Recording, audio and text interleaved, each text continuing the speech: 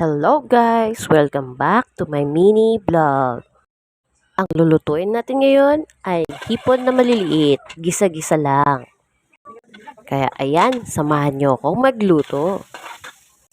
Liliit na hipon pala yang nabili ko kasi naawa ko sa matanda at para maubos na binili ko na lang. Ayan, magisa tayo ng bawang at sibuyas sa margarine o kaya butter. Margarine na lang nilagay ko kasi wala akong pambili ng butter. At lagyan nyo na rin ng konting loya. O ayan, golden brown na at lumalabas na yung aroma. Ilagay na natin yung hipon na maliliit. Lagyan natin ng paminta at konting asin, pampalasa. Lagyan din natin ng toyo at oyster sauce. At lagyan na rin natin ng isang basong Sprite. Taob na naman ang kaldero namin nito sa hipon na niluluto ko. Puro pagkain ba naman ang pinablog ko? Paano kami papayat? Ayan, paigahin natin ng paigahin yung hipon.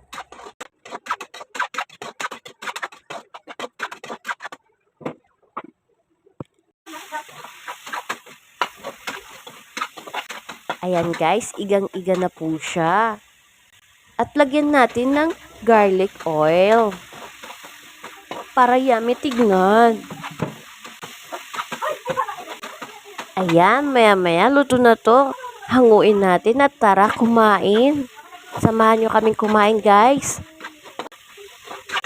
Salamat sa panonood sa aking mini cooking vlog.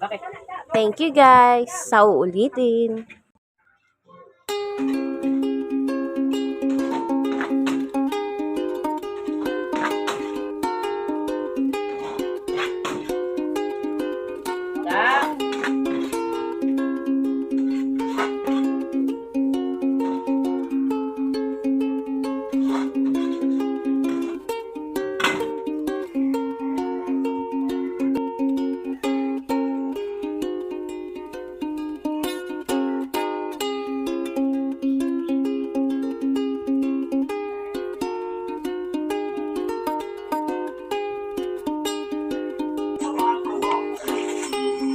Hello guys.